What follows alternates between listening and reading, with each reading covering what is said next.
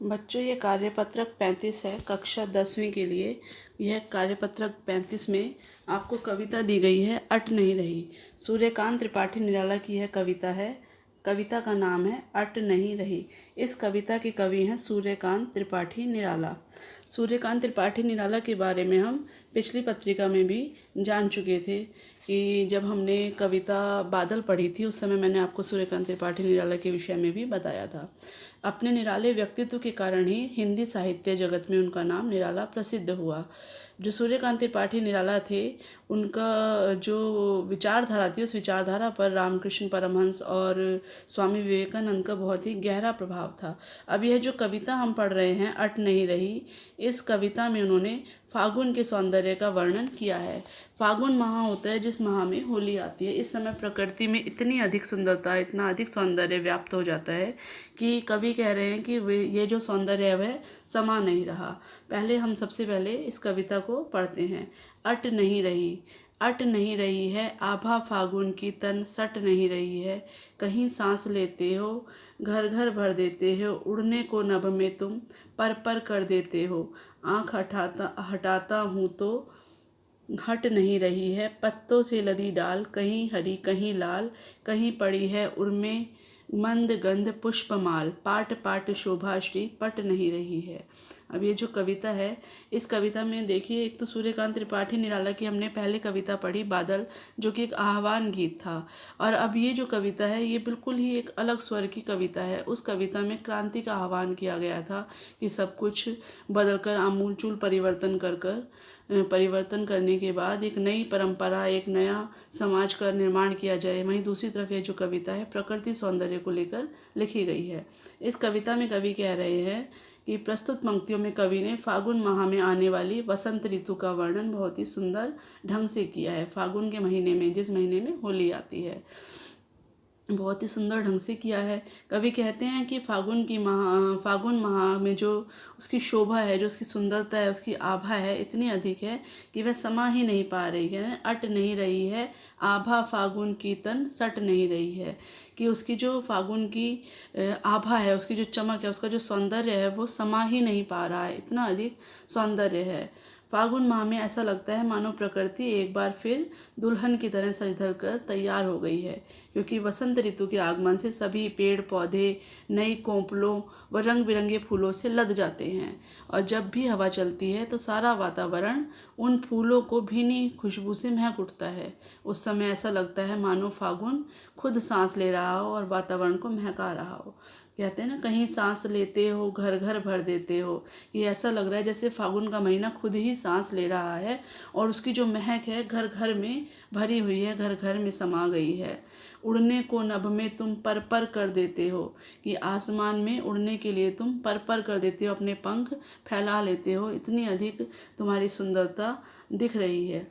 आँख हटाता हूँ तो हट नहीं रही है, कि अपनी आँख में इस शोभा से, इस सुंदरता से जो प्रकृति में व्याप्त हो गई है, सर्वत्र जो शोभा फैल गई है, दिख रही है, उस सुंदरता से मैं हटाना चाहता हूँ पर मेरी आँखें उस पर से हट नहीं रही हैं। कोई भी बहुत सुंदर चीज़, कोई भी बहुत अच्छी चीज़ जब हम देखते हैं तो हमें ऐसा लगता है कि हम उस चीज़ को देखते रहें। वही कवि यहाँ पर कह रहे हैं कि मैं प्रकृति की शोभा से, प्रकृति की सुंदरता से अपनी आँख या अपनी नज़र हटाना चाहता हूँ पर हटा नहीं पा रहा हूँ। पत्तों से लदी डाल, कहीं हरी कहीं लाल। जब फागुन का महीना आता है, वसंत ऋतु आती है, तो उस समय पर जो प्रकृति में पेड़ पौधे हैं उन पे नई नई कोंपलें आती हैं, नए नए बड़े कोमल चिकने सुंदर हरे लाल पत्ते नज़र आते हैं। उसी को कह रहे हैं, कहीं हरी कहीं लाल, पत्तों से लदी डाल उन्हें नज़र आ रही है। कहीं पड़ी है उर्मे मंद गंध पुष्पमाल, और कहीं पर ऐसा प्रतीत हो रहा है जैसे कि फागुन के महीने में जो मंद गंध फैलाते हुए हल्की हल्की गंध, हल्की हल्की खुशबू, धीमी मंदी मंदी खुशबू जो आ रही है, ऐसी माला फागुन के महीने ने अपने गले में पहनी हुई है। पाट पाट शोभाश्री, कि जगह जगह शोभाश्री जो है, जो शोभा है, प्रकृति की सुंदरता है, वो फैली हुई है और वो प्रकृति में समा ही नहीं पा रही है, संसार में समा ही नहीं पा रही है। देखो, जैसे यहाँ पर भी इन्होंने लिखा है कि कवि कहते हैं, ऐसा एहसास होता है जैसे तुम फागुन माह में आसमान में उड़ने के लिए अपने पंख फड़फड़ा रहे हो। कवि वसंत ऋतु की सुंदरता पर मोहित हैं। इसलिए वे कहते हैं कि मैं अपनी आंखें हटाना तो चाहता हूँ पर मेरी आंख हट नहीं रही। यहाँ पर कह रहे हैं ना, आंख हटाता हूँ तो हट नहीं रही है। यहाँ फागुन माह का मानवीकरण किया गया है। मानवीकरण मैंने आपको पहले भी बताया था कि जहाँ पर प्रकृति का मानवीकरण किया जाए, प्रकृति को मानव के रूप में चित्रित दिखाया जाए, किसी निर्जीव वस्तुओं को जीवित वस्तुओं के रूप में दिखाया जाए, वहाँ पर मानवीकरण अलंकार होता है। वसंत ऋतु में सभी पेड़ पौधों में नए नए कोमल पत्ते निकल आते हैं। जब वसंत ऋतु आती है तो जो पेड़ पौधे होते हैं उनमें नई नई कोंपलें फूट पड़ती हैं, नए नए सुंदर चिकने पत्ते नजर आते हैं, उसी की ये बात कर रहे हैं। और डाली डाली रंग बिरंगे फूलों से लद जाती है। कवि उस समय की कल्पना करते हुए कहते हैं कि ऐसा लग रहा है मानो प्रकृति ने अपने गले में रंग बिरंगी भीनी खुशबू देने वाली, भीनी खुशबू मतलब हल्की हल्की खुशबू जो बड़ी अच्छी लगती है मन को, ऐसी खुशबू देने वाली सुंदर सी माला पहन रखी हो। कवि के अनुसार प्रकृति के कण कण में, यानी प्रकृति में हर जगह, प्रकृति के हर कण में इतनी अधिक सुंदरता बिखरी पड़ी है कि अब वह धरा में समा नहीं पा रही। धरा कहते हैं धरती को, विश्व में, संसार में, धरती पर समा ही नहीं पा रही, इतनी अधिक सुंदरता बिखरी पड़ी है। यहाँ भी मानवीकरण किया गया है। अब देखिए इसके कुछ शब्दार्थ हैं। अट, यहाँ हमने शुरू में पढ़ा था, अट नहीं रही है। अटना यानी समाना। पाट पाट, जगह जगह।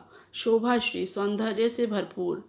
पट, समा नहीं रही है। लास्ट में आखिर में एक पंक्ति आई है, पट नहीं रही है। पाट पाट शोभाश्री, पट नहीं रही है अर्थात समा नहीं रही है, कि कण कण में इतनी सुंदरता है जो कि समा ही नहीं पा रही है। अब ये देखिए, इसमें हम इनकी भाषा के बारे में बात करें तो इस कविता में भी जो सूर्यकांत त्रिपाठी निराला की भाषा है, इस पूरी कविता में, इस कविता में भी उन्होंने खड़ी बोली का प्रयोग किया है। खड़ी बोली में ही यह कविता लिखी गई है। इसके अतिरिक्त भाषा में लयात्मकता गुण विद्यमान है। लयात्मकता शब्द का अर्थ होता है जिसमें लय हो, जिसमें सुर हो, जिसमें संगीत हो, उसे हम लयात्मकता कहते हैं। तो इसमें जो है उन्होंने फागुन के जो सौंदर्य का वर्णन किया है, बड़े ही सुंदर शब्दों में वर्णन किया है, बड़े ही लयात्मकता से इसका वर्णन किया है। उससे एक तरह से ये जो कविता है बड़ी ही ललित बन पड़ी है। ललित शब्द का अर्थ है सुंदर बन पड़ी है। खड़ी बोली का प्रयोग किया गया है। पुनरुक्ति प्रकाश अलंकार का जगह जगह प्रयोग किया गया है। जैसे कि इन्होंने एक जगह यहाँ पे कहा घर घर, इसके अतिरिक्त पर, उसके बाद हम आए तो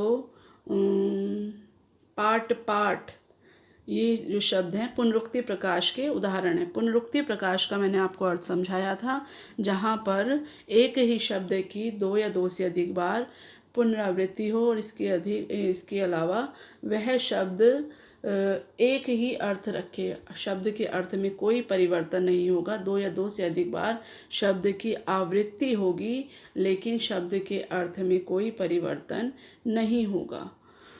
इसके अलावा यहाँ पर मानवीकरण अलंकार है। मानवीकरण अलंकार जैसे मैंने अभी समझाया था कि जहाँ पर किसी निर्जीव वस्तु का सजीव के रूप में चित्रण किया जाता है। यहाँ पर फागुन के महीने को, वसंत ऋतु को सजीव चित्रण किया गया है कि उसकी कहीं उसके गले में मंद गंध पुष्पमाल पड़ी है, तो कहीं पर वो उड़ने को नभ में तैयार है। तो ये सब जो है सजीव बातें हैं, सजीव रूप में इनका चित्रण किया गया है। इसके अलावा भाषा में लयात्मकता का गुण मैंने आपको बता ही दिया है। अब इसके प्रश्न देखिए। पहला प्रश्न है, कवि की आंख फागुन की सुंदरता से क्यों नहीं हट रही है? कवि की आंख फागुन की सुंदरता से इसलिए नहीं हट रही है क्योंकि प्रकृति में बहुत अधिक सुंदरता है जो कि पूरी पृथ्वी पर, पूरे विश्व में समा ही नहीं पा रही है, और कण कण में इतनी अधिक सुंदरता विद्यमान है। इस कारण से कवि की आंख फागुन की सुंदरता से नहीं हट रही है। दूसरा प्रश्न है इसका, फागुन में ऐसा क्या होता है जो बाकी ऋतुओं से भिन्न होता है? फागुन का जो महीना होता है उस महीने में ना बहुत अधिक सर्दी होती है, ना बहुत अधिक गर्मी होती है। इसके अतिरिक्त इस माह में एक तो होली का त्यौहार भी आता है, दूसरा इस माह में वसंत ऋतु का आगमन होता है। वसंत ऋतु में पेड़ पौधे जो हैं उनमें नई नई कोपलें फूटती हैं, नए नए पत्ते आते हैं, प्रकृति में सुंदर सुंदर फूल नज़र हमें आते हैं। इस वजह से, इस कारण से फागुन में बहुत अधिक सुंदरता होती है जो कि बाकी ऋतुओं में नहीं होती। तीसरा प्रश्न है, प्रकृति के सौंदर्य की दृष्टि से आपको सबसे अच्छी ऋतु या महीना कौन सा लगता है, वह क्यों, सोच कर बताइए। अब ये प्रश्न आपके अपने लिए है, आप खुद इस प्रश्न को करेंगे, स्वयं आपको इस प्रश्न का उत्तर देना है। आपको कौन सी ऋतु सबसे अच्छी लगती है, ग्रीष्म ऋतु, शीत ऋतु, या आपको वर्षा ऋतु या वसंत ऋतु, कौन सी ऋतु आपको अच्छी लगती है और कौन सा महीना अच्छा लगता है, क्यों लगता है, यह आपको सोचकर लिखना है। चौथा प्रश्न है, जब प्राकृतिक वस्तुओं जैसे पेड़ पौधे बादल आदि में मानवीय भावनाओं का वर्णन हो, यानी निर्जीव चीज़ों में सजीव होना दर्शाया जाए, वहाँ मानवीकरण अलंकार होता है। जैसे फूल हंसे, कलियाँ मुस्काई। इस उदाहरण में हंसना व मुस्काना मानवीय क्रियाएं हैं। फूल और कलियाँ निर्जीव हैं, लेकिन जो मनुष्य हैं वो हंसते हैं, मुस्कुराते हैं। यहाँ पर इन्होंने कहा कलियाँ मुस्काई और फूल हंसे, तो ये जो हंसना और मुस्काना है मानवीय क्रियाएं हैं, मनुष्यों की क्रियाएं हैं, जिनको फूलों व कलियों के लिए प्रयोग किया गया है। ऐसे ही प्रस्तुत कविता में से मानवीकरण अलंकार के 2 उदाहरण ढूंढकर लिखिए।